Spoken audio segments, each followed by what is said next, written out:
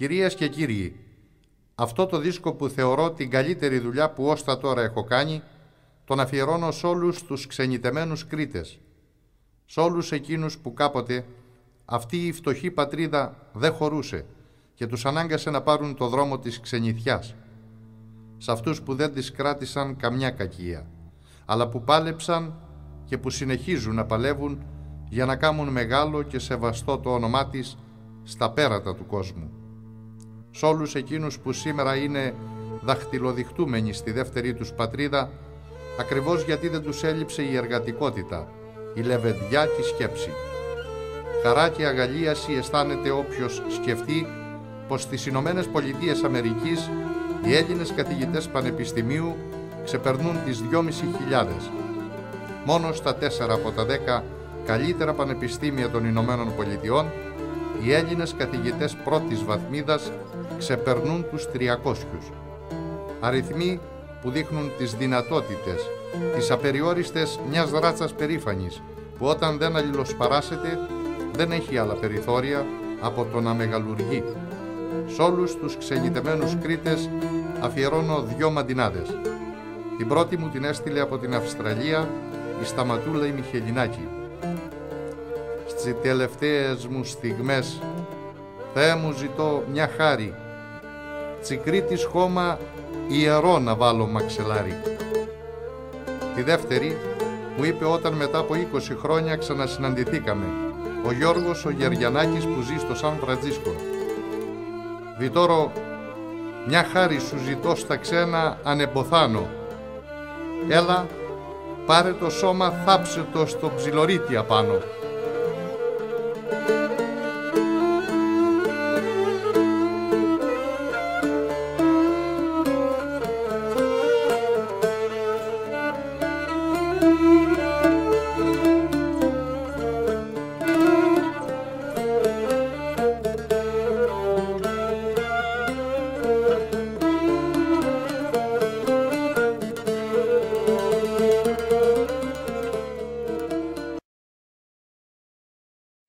Από την Αυστραλία με πήρε τηλέφωνο σε κάποια ραδιοφωνική εκπομπή ο Γιάννης ο Καλικάκης και μου είπε μαντινάδες που τις αφιέρωσε στη μάνα του. Μαντινάδες φορτωμένες νοσταλγία για την πατρίδα, αγάπη για τη μητρική αγκαλιά, καημό για πρόσωπα και πράγματα που άφησε ο πίσω του ο ξενιτεμένος, πάνω απ' όλα όμως προσμονή και λαχτάρα για τον νόστιμο Ήμαρη. Την ημέρα δηλαδή της επανόδου, που είμαι σίγουρος πως δεν γίνεται να μην καρτερούνε όλοι όσοι αφήσανε τούτο το μοναδικό γενέθλιο τόπο. Σε λίγες μέρες και μέσα στη Μεγαλοβδομάδα πήρα ένα γράμμα από τη μάνα. Με παρακαλούσε να διαβάσω την απάντησή της στο γιο, γιατί όπως μου έγραφε φοβότανε πως δεν θα άντεχε να της πει στο τηλέφωνο. Και φυσικά της έκαμα το χατήρι, μόνο που τα δικά μου μάτια, και θα το θυμούνται οι ακροατές, ετρέχανε ποταμός. Απάντηση στα σου γράψα, μου έστειλες παιδί μου, με μαντινάδες που βάλαν φωτιά στη θύμησή μου. Η κάθε μαντινάδα σου ήτονε ένα μαχαίρι και εξανάξει σε πληγές που είχανε συνηφέρει. Ποια μαντινάδα να σου πω, παιδί μου να σου δώσει, λίγη χαρά στην ξενιθιά και να μη σε πληγώσει. Πρίκα δε μου δωκες ποτέ, που να έχεις την ευχή μου, μα ο μισεμός σου μου δώσε αβάσταχτη παιδί μου. Γύρισε παλικάρι μου, παιδί μου αγαπημένο, και κάθε αργά στην πόρτα μας στέκω και σανημένο. Με μαντινάδες ξεγελώ παιδί μου τον καημό μου, γιατί όντε τσι σκέφτομαι θαρώ πως είσαι ο μπρος μου. Δεν θέλω συμπαράσταση όσο θα ζω παιδί μου, μόνο σαν κατεβάσουνε στον τάφο το κορμί μου. Θέλω στον τάφο το κορμί εσύ να κατεβάσεις. Η μόνη μου παραγγελιά, γε μου, μην το ξεχάσεις. Γιατί αν με κατεβάσουνε παιδί μου χέρια ξένα, εγώ θα ξαναναστηθώ και θα νημένω εσένα. Σε ιστερόγραφο ετούτη η μάνα, που στο πρόσωπό της εκφράζονται όλες οι μανάδες της χώρας μας, μου γράφε: «Τη μέρα γέ μου τσι λαμπρής, θα στρώσω το τραπέζι, θα βάλω και στο ράδιο τα κριτικά να παίζει. Το πρώτο πιάτο που θα μπει θα να είναι το δικό σου πέτσα, πυρούνι και ψωμί μαζί με το πιωτό σου. Θα έχω γλυκόπιωτο κρασί και αρνί ροδοψημένο. Την αγκαλιά μου ανοιχτή γέ μου να σανιμένω. Θα βάλω πάλι στο πελάγέ μου τη φαντασία, παρέα με τη σκέψη μου να έρθει στην Αυστραλία. Πέμπω τη σκέψη στα μακριά, μαζί σου να τσουγκρίσει, Χριστός Ανέστη να σου πει πιο πίσω να γυρίσει.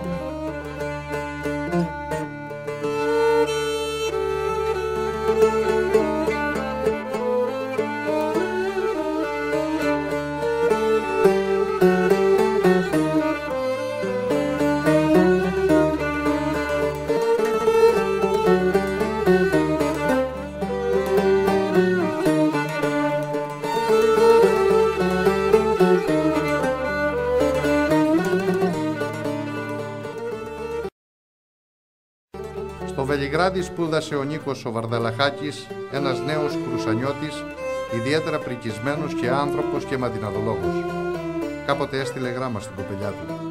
Της έγραφε: «Στο Βελιγράδι, αν ερωτάς πώς θα περνώ καιρά μου, ο Δούναβης από Γρικάς είναι τα δάκρυά μου».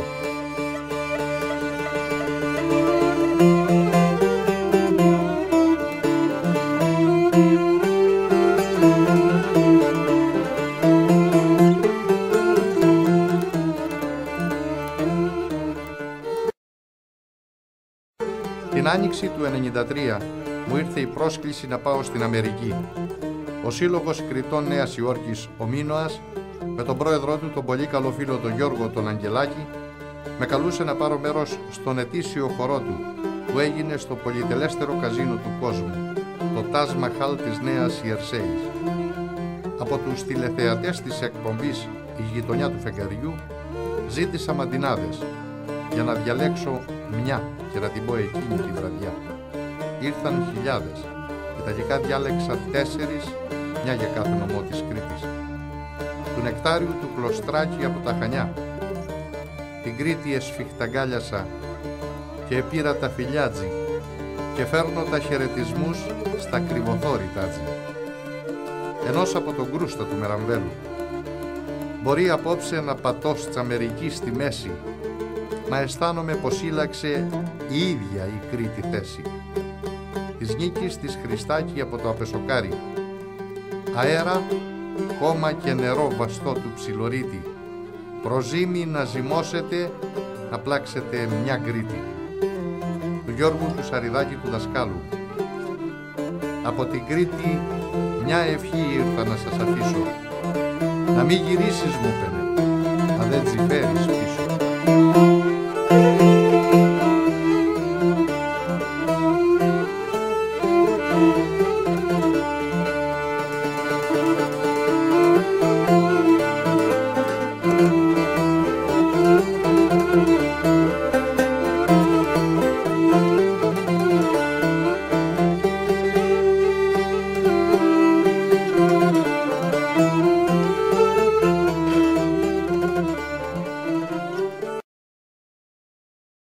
Όπως αγαπά κάθε πατέρα τη μοναχοθυγατέρα του, έτσι αγαπούσε ο Μακαρίτης ο πατέρας μου την αδερφή μου και ακόμα πιο πολύ.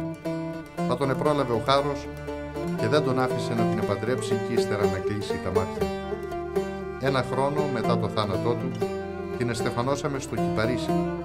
Στα Νόγια πήγα και έβρικα τον Βιτορόκοστα, τον αδελφό του, και τον επαρακάλεσα να έρθει στο γάμο για να βάλει εκείνος την ύφη στην εκκλησιά. Δεν μου έκανε το χατήρι. Την ώρα που εδροσκελούσαμε το κατόφλι η νύφη κι εγώ, μας εσταμάτησε η Βιτοροκόστενα, που ήταν ακουμπισμένη στο μάγουλο της πόρτας. «Έτωνε το σημείωμα, Γιώργη μου, εδώ και ο μπάρμπας σου», είπε και την επήρε το δάκρυ. Έγραφε ο Βιτορόκοστας: «Θέλω σιγή στην εκκλησιά, μήπως κι έρθει η πνοή του, για τη χαρά της κόρης του να δώσει την ευχή του».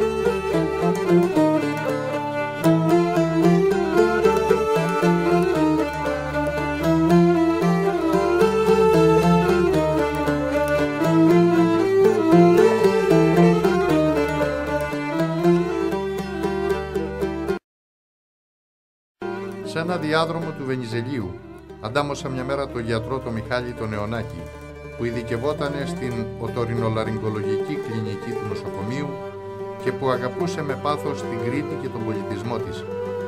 «Γιώργο, πες μου μια μαντινάδα», μου είπε με λαχτάρα. «Άκου μια Μιχάλη που διάβασα χτες βράδυ στο βιβλίο «Χαλασμός» του Γιάννη του Μανούσακα. Όταν άκουσα τη μαντινάδα αφηνίασε. Απόψε θα πάω στην Αγία Πελαγιά να βγάλω ένα ψάρι και να έρθεις αύριο με τη γυναίκα σου να σας κάνω τραπέζι. Να μην ξεχάσεις τη μαντινάδα. Θέλω να την εγγράψω», μου είπε και έφυγε για το χειρουργείο τρέχοντας. Το άλλο πρωί παγώσαμε όλοι στο νοσοκομείο όταν μάθαμε πως ο Μιχάλης πήγε για ψάρεμα, μα πως δεν γύρισε. Οι δίτες βρήκαν το πτώμα του σε βάθος 18 μέτρων. Στην κηδεία του τον αποχαιρέτησα στην εκκλησία της Βαγιονιάς μετά τον πρόεδρο του Ιατρικού Συλλόγου Ηρακλείου. Και βέβαια άρχισα τον επικίδιο με τη μαντινάδα που τον ενθουσίασε. Αργότερα η γυναίκα του ετοποθέτησε απάνω στον τάφο του αξέχαστου Μιχάλη ένα κομμάτι μάρμαρο, που πάνω είχε σκαλίσει εκείνη τη μαντινάδα. «Να ζήσεις μόνο μια ναυγή, τόση ζωή σε φτάνει. Ρόδο που ζει πολύ καιρό, την ομορφιά του χάνει».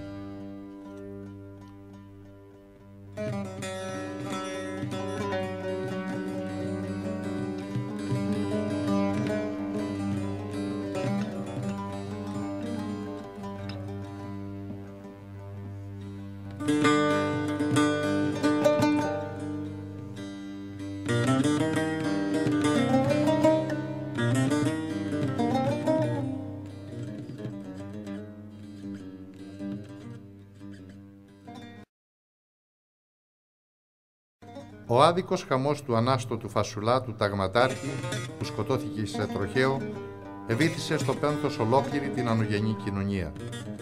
Παιδί ιδιαίτερα φτωχής οικογένειας, ο Ανάστος εσπούδασε και ακολούθησε το στρατιωτικό επάγγελμα, στο οποίο είναι πέρα για πέρα σίγουρο ότι θα έγραφε ιστορία. Ήταν το καμάρι των ανογενών και κάθε μάνα και πατέρας τον έκλαψαν σαν το παιδί τους, πόσο μάλλον η μάνα του, η τραγική, και ο πατέρας του, ο οποίος μετά το θάνατο του παιδιού του ασχολήθηκε με το 15 σύλλαβο για να αλαφρώνει μόνο τον καημό του. «Πώς θα περάσω τον καιρό που μου έχει ο Θειός γραμμένο και πού θα στέκω Ανάστο μου για να σε περιμένω. Αν κάθομαι γη κοίτω με γη πορπατώ γη στέκω, Ανάστο την εικόνα σου πάντα μπροστά μου βλέπω. Έχω μαχαίρι στην καρδιά, μα δεν με τελειώνει, να έρθω στον Άδη να σε βρω λυπητερό μου αηδόνι. Να κουβεντιάσουμε μαζί, τον πόνο μας να πούμε, του ψεύτη κόσμου τσι χαρές να ξαναθυμηθούμε. Άδικο σκοτωμένο μου παιδί και φτώχο σπουδασμένο, στο σπίτι σου το πατρικό στέκω και σανημένο. Ανάστο τη μετάθεση, την πήρες μια για πάντα, καρδιά μου απαρηγόρητη, όσο μπορείς δελιάδα. Χρυσό ταγματάρχη μου, ανογιανέ μου αέρα, γιάιντα μας απαρνήθηκες και κλαίμε νύχτα μέρα.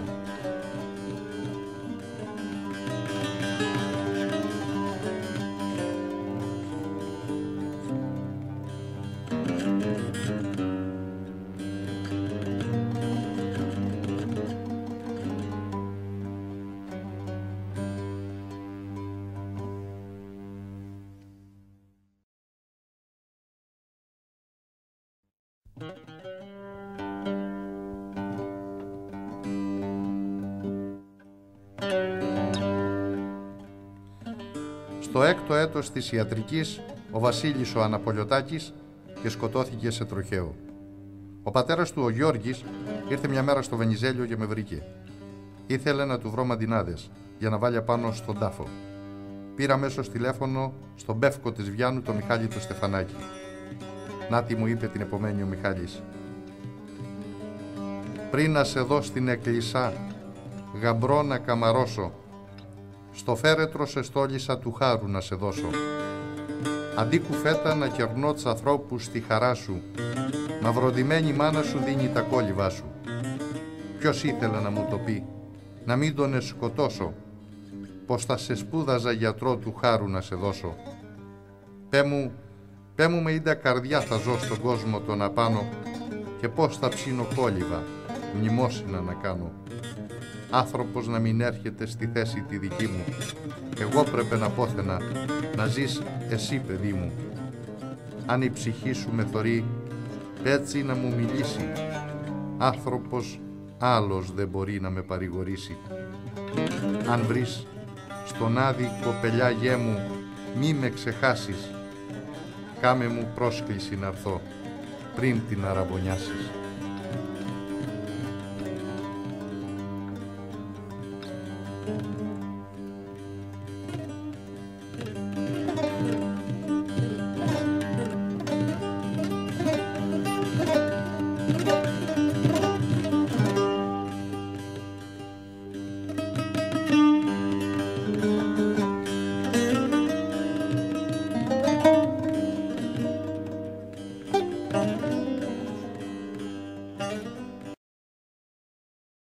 Μια από τις συγκλονιστικότερες στιγμές της ζωής μου έζησα ως διευθυντής του Βενιζελίου αλλά και ως κριτικός.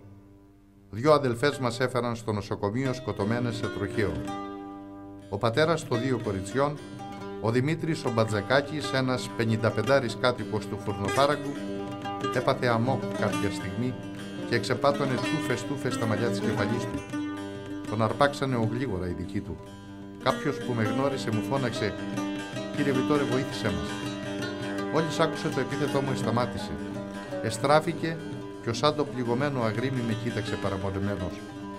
«Εσύ είσαι που σ' ακούμε στο ραδιόφωνο?» ερώτηξε έκπληκτος. Ναι, του είπα χαρούμενος που έπαιρνα τη σκέψη του από τη συμφορά που τον ευρήκε. «Γράψε εδώ μια μαντινάδα να την επείς από την εκπομπή», μου είπε και μου δώκε την εντύπωση πως μου μιλούσε η καρδιά του. Τα 2 κεριά που μου φέγγαν μου τάσβησε μια μπόρα κι όλος ο κόσμος σκοτεινός είναι για μένα τώρα. Αυτό το γεγονός, το ότι δηλαδή ο τραγικός πατέρας εκατάφυγε στη μαντινάδα να εκφράσει την άφατη θλίψη του, μ' ανάγκασε να αφιερώσω ειδική εκπομπή στο χαμό των 2 νεανίδων. Ήθελα λοιπόν μια μαντινάδα του Αριστίδη του Χερέτη για την εκπομπή και ο Νταρογιώργης που έφευγε για τα Νόγια ανάλαβε να τον ευρεί και να μου τηλεφωνήσει. Πήγε στο Μητάτο, τον έβρικε και το πρωί με πήρε τηλέφωνο.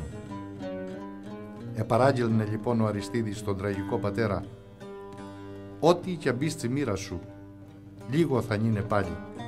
Γι' αυτό παντόνια ρέτινε και υπομονή μεγάλη». 2 χρόνια αργότερα νοσηλεύτηκε στο νοσοκομείο η γυναίκα του Μπατζακάκη και κάποια μέρα σέρνοντας τα βήματά του ήρθε και με έβρικε. Δεν τον εγνώρισα, γιατί είχε ψαρίνει, αλλά και γιατί η πλούσια γενιάδα του είχε αλλάξει τα χαρακτηριστικά του προσώπου του. Όταν δώσαμε γνώρα, σηκώθηκα και τον εφίλησα. Έκλαιγε ως σαν το κοπέλι. Μου είπε: 2-3 φορές ο Χάροντας τα έβαλε μαζί μου. Μα είχα παιδιά και πάλεψα και έσωσα τη ζωή μου. Κι αφού δεν τον αφόπλησα και τούφηκα τις σφαίρες, εσημάδεψε και σκότωσε τις 2 μου θυγατέρες. Ποτέ μου δεν το λόγιαζα στα 20 χρόνια. Έριξε ο Χάρος και έπιασε μια μπάλα 2 τριγώνια. Άλλες στην ηλικία τους δουλεύουν σε γραφείο, εγώ θα τσίχω μόνη μεση στο νεκροταφείο. Αν συγχωρούσε ο Θεός τα αμαρτήματά μου, θα δίνα τέρμα στη ζωή να είμαι με τα παιδιά μου. Μα να έχω αμαρτήματα πολλά, δεν είμαστε ίσα ίσα, και θα είναι στον παράδεισο και εγώ θα μπω στην πίσα. Δεν πρέπει να τσι ξαναδώ, μόνο στη φαντασία. Γη στο όνειρο καμιά φορά, γη στη φωτογραφία. Θα δίνα τέρμα στη ζωή, μα η μοίρα μ' απελπίζει. Έχασα 2, έμεινε μια και εκείνη με εμποδίζει. Πρόσφατα ήρθε και με έβρικε στο Κυπαρίσιο που μένω. Έσαιρνε μαζί του ένα παλικάρι και μια πανέμορφη κοπέλα. «Είναι Γιώργη η κόρη μου και ο γαμπρός μου», είπε. «Στις 8 του Απρίλη, την επαύριο του Πάσχα, θα τις παντρέψω στις Στάβλιες και θέμε να μπει κουμπάρος». Πήγαμε πολύ χαρά και μαζί με έναν καλό φίλο του γαμπρού, τον Μιχάλη τον Δημητράκη, από τις Στέρνες εστεφανώσαμε το ζευγάρι. Όταν αποχαιρέτησα μετά το μυστήριο τους κουμπάρους να φύγω, έβγαλα έξω από την εκκλησία τον πατέρα και του είπα μια μαντινάδα που ο Αριστίδης ο Χερέτης με είχε παρακαλέσει να του πω. όσο καλά κι αν σου φερθεί η μοίρα η δική σου. Τραυματισμένη σοβαρά την έχει την ψυχή σου. 2 εβδομάδες αργότερα ο γαμπρός έκαμε τραπέζι στους κουμπάρους και στους στενούς συγγενείς. Εκεί και ο Μπατζακάκης, που μου ζήτησε να γνωρίσει τον Αριστίδη το Χερέτη. Του είπε: «Όταν ποθάνω, η ψυχή ποδίκη θα περάσει. Πιστεύω το πως ο Θεός και εκεί θα με δικάσει». Και ο μεγάλος Αριστίδης σχεδόν αμέσως: «Τη γέφυρα του στεναγμού την έχεις περασμένη. Μα τι με αυτό, που έχουνε και δεύτερη χτισμένη».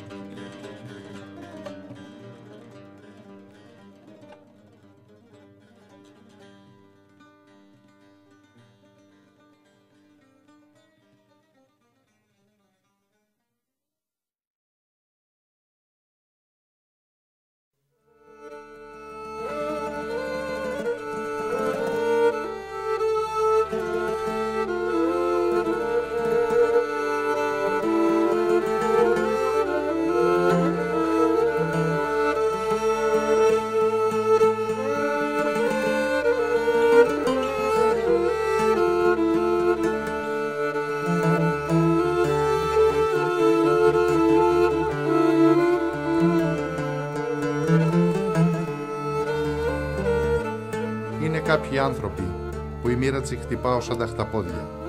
Αρρώστιες, αναποδιές, κατσιποδιές και θάνατοι τους συνορίζονται, έτσι που το δάκρυ να μην λείπει από τα μάτια τους.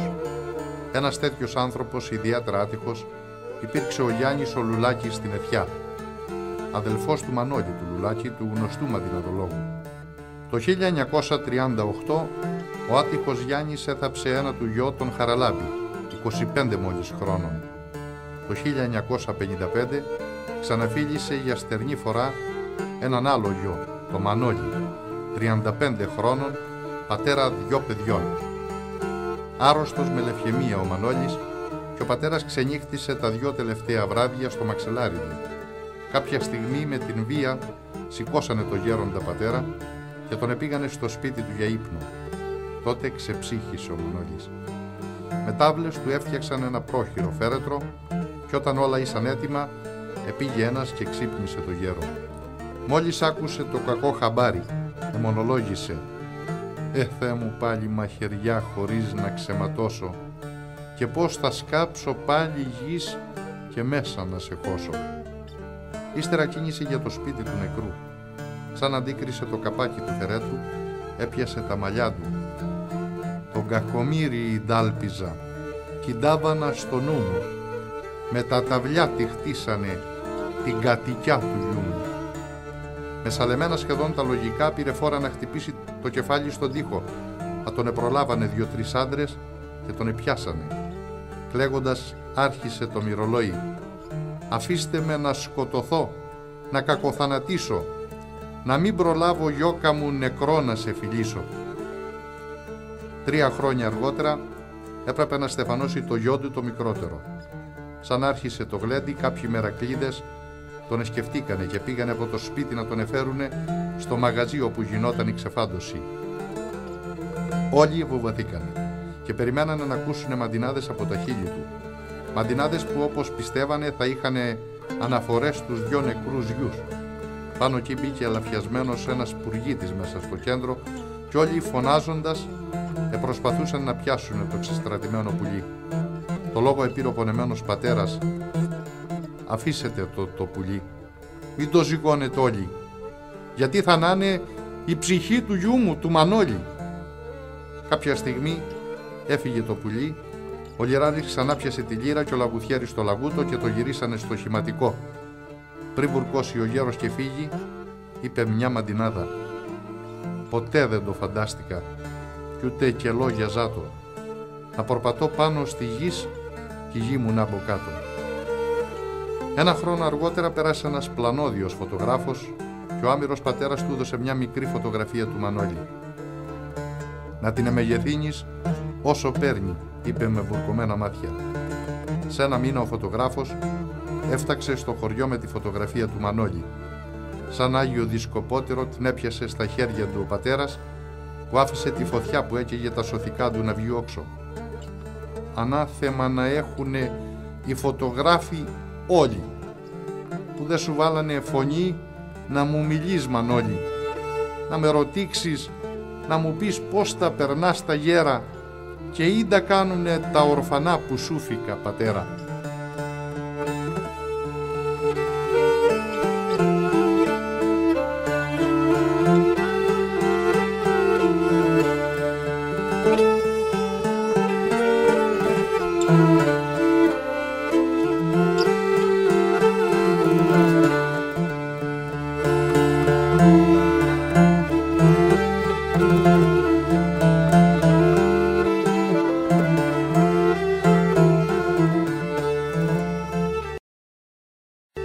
Στις 30 του Οκτώβρη είχε κλείσει η εκκλησιά για να παντρευτεί την εκλεκτή της καρδιάς του και στις 4 του ίδιου μήνα έπεσε νεκρός την ώρα που χόρευε ο Στεφανής ο Λαγός. Ανιψός του Αριστίδη του Χερέτη, είχε λαμπρόν επιχειρηματικό μέλλον ο άτυχος Στεφανής, αφού και έξυπνος και κοινωνικός και όμορφος ανάγγελος ήταν. Ό,τι ώρα τον κατεβάσανε στον τάφο, είπε ο Αριστίδης «Δεν θέλα σε έχω αμοναχώ, αφού κι οι 2 χωρούμε. Μ' έχω παιδιά και δεν μπορώ στην ηλικία που είναι». Λίγες μέρες αργότερα επήγε με τη μάνα του νεκρού στον τάφο για να θυμιάσουν. Εκείνη έκλαιγε και ο Αριστίδης είπε «Στέφανε, αγκούσεις ο γρασάς του τάφου σου την άκρη, δεν είναι βρόχινο νερό, είναι τσιμάνας δάκρυ».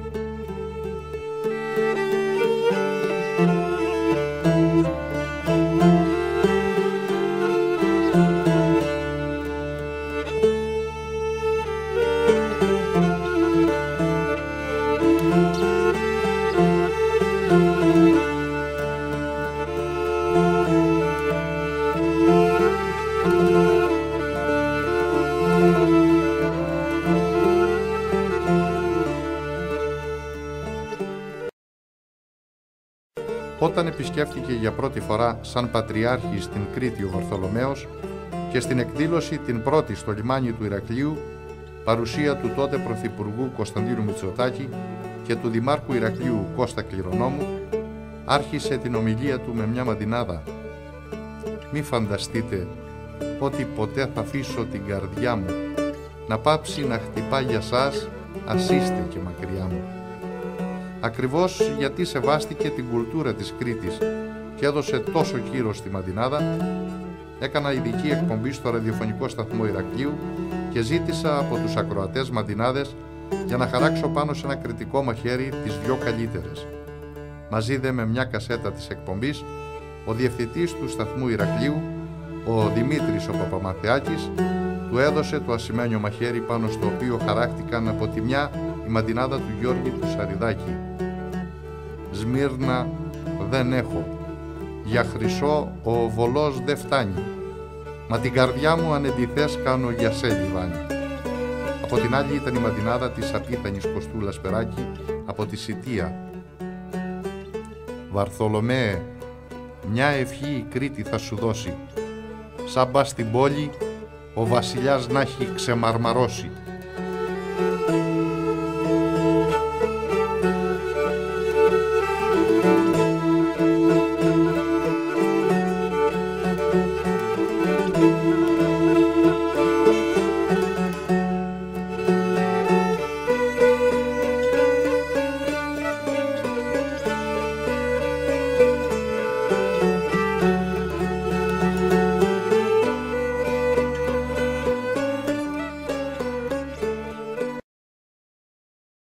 Από φυματίωση αρρώστησε πριν την κατοχή η Ειρήνη η Λουλάκη και την πήγανε για νοσηλεία στο σανατόριο στα Χανιά. Από εκεί έγραφε γράμματα στον άντρα της και συνέχεια για τα 4 κοπέλια της, τον Δημήτρη, την Καλλιόπη, τη Μαρία και το Στελιανό του μηνούσε. «Μην τα μαλώνεις τα παιδιά, κι όπου κι αμπάς τα παίρνε, γιατί θα ρω πως τα αγρικό από παέ και κλαίνε. Να μεγαλώσει ο Στελιανός, να γίνει ο σαν και τάλα, γιατί αυτός δεν ήφαε απ' τα βυζά μου γάλα. Και τη Μαρία το Καλλιό να μάθει να χτενίζει και το κοπέλι να κρατεί να μου το κανακίζει. Κι αν εμποθάνω και δέρθω να πλύνεις, να μπαλώνεις και τα κοπέλια όσο μπορείς να μη μου τα μαλώνεις».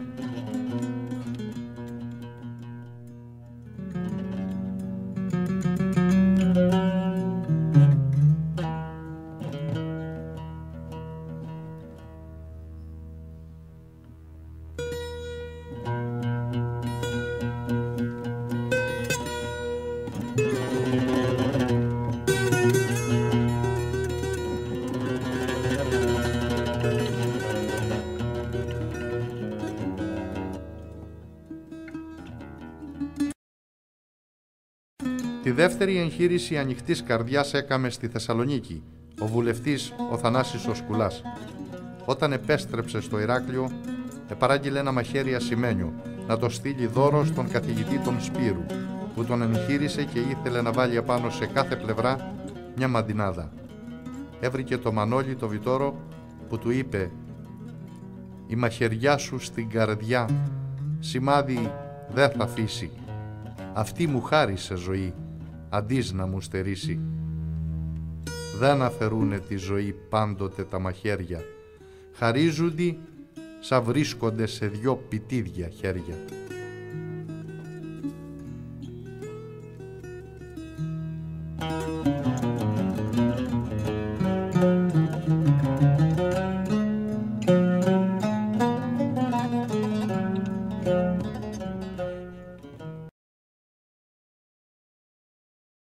Κάθε βράδυ παίρνει τη βάρκα του και ανοίγεται στο πέλαγος.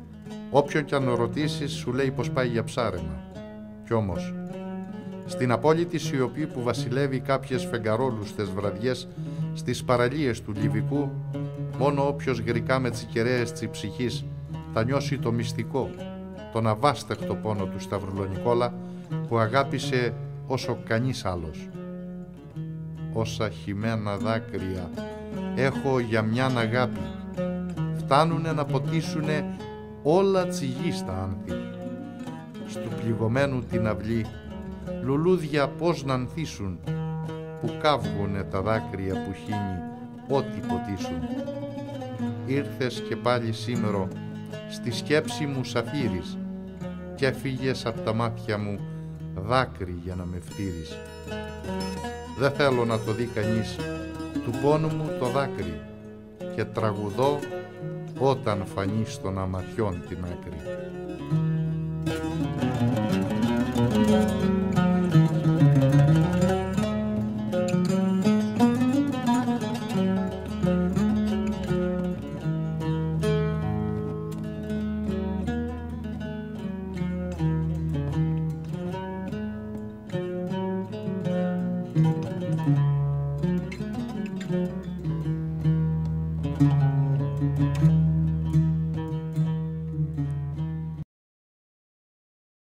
Στο Βενιζέλιο εργάζεται ο Αντώνης ο Μπετινάκης σαν οδηγός ασθενοφόρου. Ένα απόγευμα εντελάπαρε το ασθενοφόρο και ο Αντώνης τραυματίστηκε βαρύτατα. Με ειδοποίησαν και έτρεξα στο νοσοκομείο. Για τον τραυματισμένο υφιστάμενό μου δεν έκαμα τίποτε παραπάνω από ό,τι θα ήθελα να κάνουν άλλοι για το παιδί μου. Ευτυχώς όλα πήγαν καλά και μετά από 9 μήνες ο Αντώνης ξαναγύρισε κοντά μας. Μια μέρα ήρθε και με βρήκε η μάνα του. Μου είπε η καρδιά της, γιατί εκείνη ήταν δακρυσμένη: «Εγώ, Βιτόρο, σ' αγαπώ και ένας Θεός το ξέρει, γιατί βάλες το αίμα σου στου Αντώνη μου το χέρι».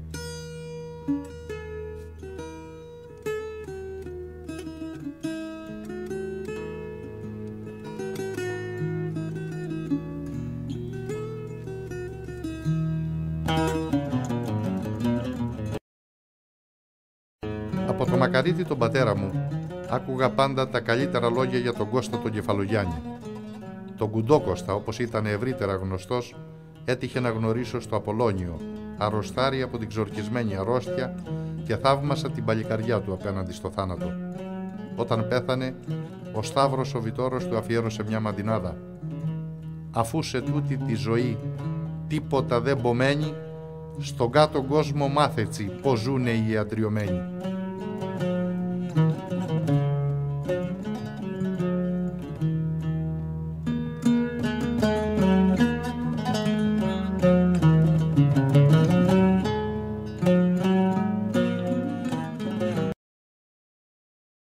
Όταν πέθανε ο Κώστας ο Μουντάκης, ένας άνθρωπος που πραγματικά συγκλονίστηκε ήταν ο Θανάσης ο Σκορδαλός.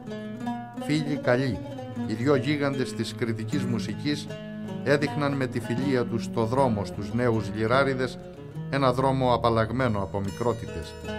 Είπε ο Θανάσης ο Σκορδαλός αποχαιρετώντας τον: «Στον κάτω κόσμο που θα πας, ετοίμασε το χώμα για να δεχτεί με τον καιρό και το δικό μου σώμα». Όταν ο Γιάννης ο Νάθενας, ο γιατρός, έμαθε το θάνατο του Μουντάκη στην Αμερική, είπε: «Άμε Μουντάκη στο καλό και μπρος στο θείο θρόνο, παίξε τη λύρα του Θεού να νιώσει ανθρώπου πόνο».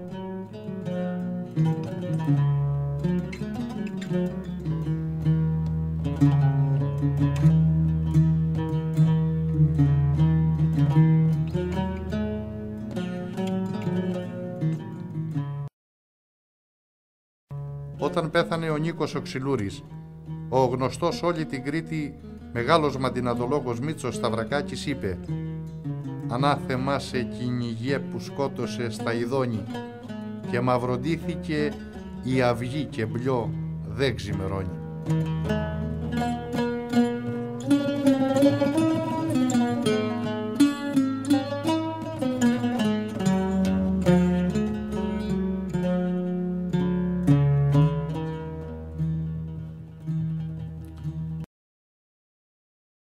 Τρία παιδιά μικρά είχε ο Στελής ο Καλομύρης στις κορφές του Μαλεβιζίου όταν πέθανε η γυναίκα του.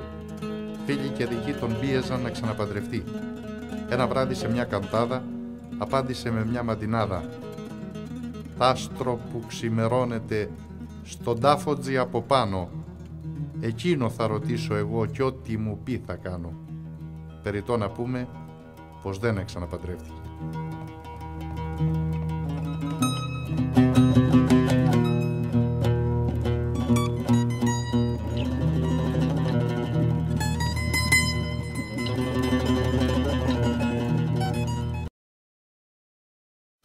Το 1958 έγινε μια παρέα στο Γάζι, στην οποία συμμετείχαν μεταξύ των άλλων ο Μανώλης ο Πασπαράκης, ο Τυφλός Λιράρης και ο Λάμπης ο Κατσαμάνης.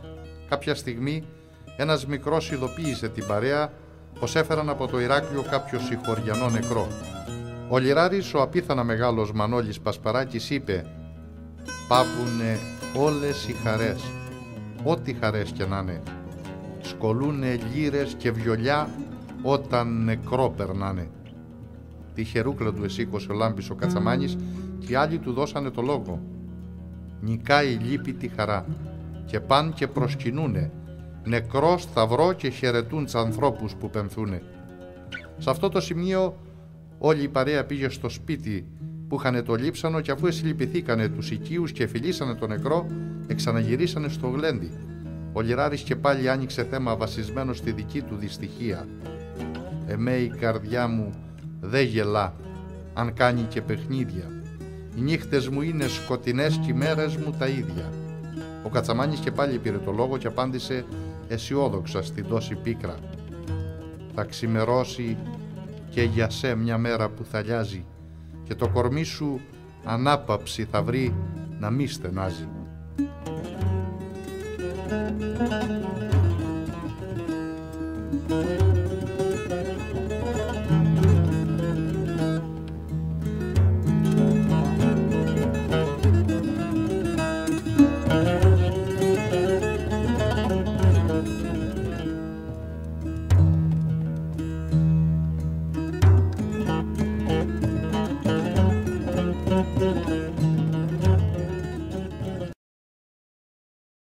Στην Αθήνα παντρεύτηκε ο γιος του Νίκου του Ξυλούρη, ο Γιώργος.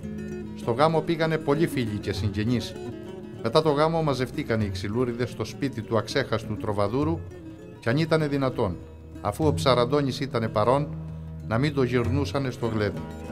Ο Χαραλάμπης ο Σκουλάς ή Χουμάς άνοιξε το δρόμο για τις μαντινάδες εκείνες που σανατριχιάζουν.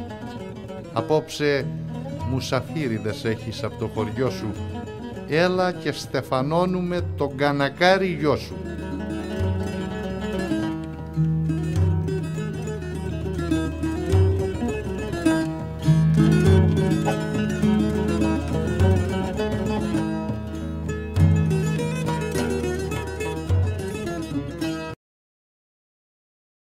Ο Κωστής ο Φραγκούλης είναι ο άνθρωπος που σέβομαι, θαυμάζω και αγαπώ. Είναι ίσως ο μόνος κριτικός που θέλει άγαλμα τώρα που ζει για ό,τι αφιδόλευτα έχει δώσει στον πολιτισμό ετούτου του νησιού. Να τη διαθήκη του. Σαν αποθάνω, στα πουλιά παραγγελιά θα κάνω, να έρχονται να καθίζουνε στο μνήμα μου απάνω. Στα κυπαρίσα, στο σταυρό, στην πλάκα, όπου θένε. Τα δεν μπορώ να λέω μπλιό, εκείνα να τα λένε. Πως είναι ωραία η ζωή και οι χαρές του κόσμου, η ομορφιά, ο έρωτας, η Κρήτη που έχω εντός μου. Να τα γρικούνε όσοι περνούν από τους γύρω δρόμους, να μάθουνε ότι τα πουλιά ήθηκα κληρονόμους. Γιατί πουλί μουνε κι εγώ, ανέμελος στην πλάση και σαν και εκείνα έζησα, στα όρη και στα δάση.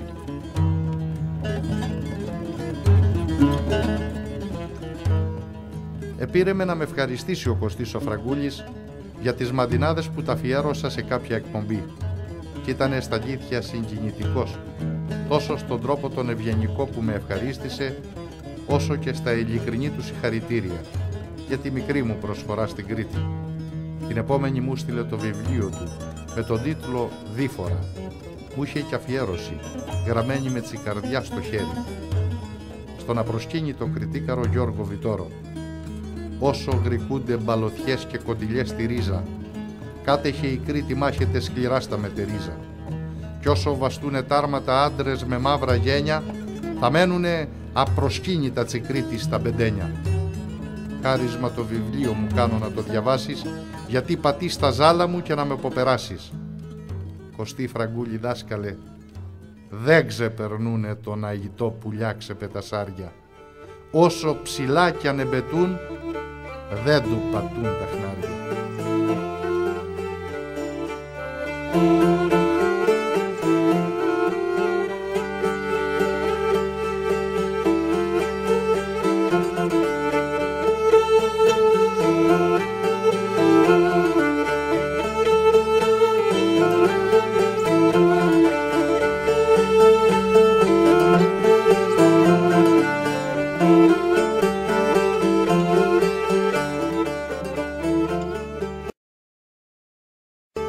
Όταν ήτανε παιδί, ετυφλώθηκε από στρακιά ο Μανώλης ο Πασπαράκης.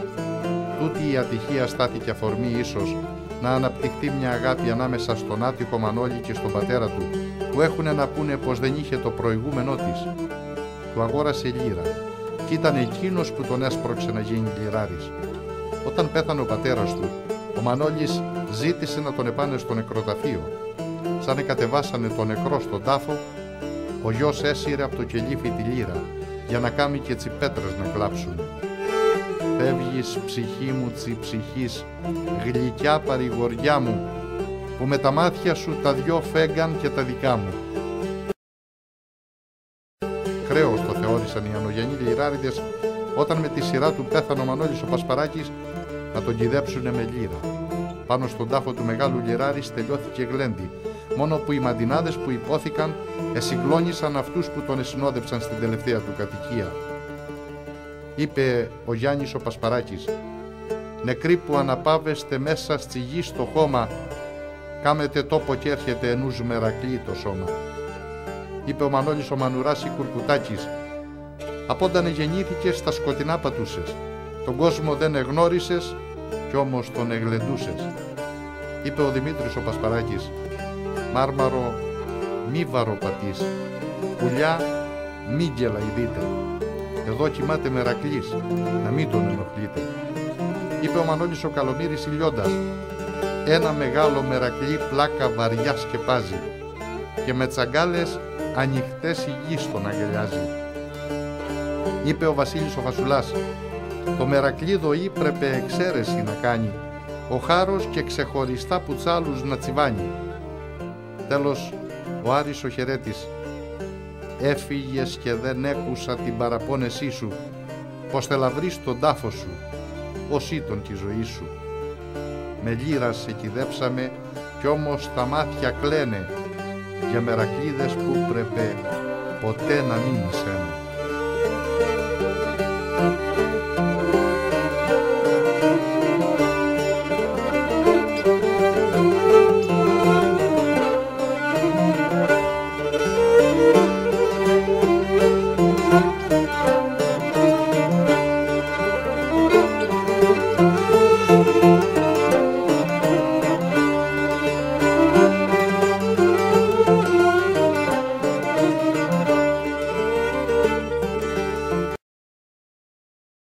Γράμμα στη ραδιοφωνική εκπομπή μου έστειλε ένας κριτικός ιερέας, ο Μανώλης ο Λιανουδάκης, που ιερουργεί στην Πάργα της Πρέβεζας.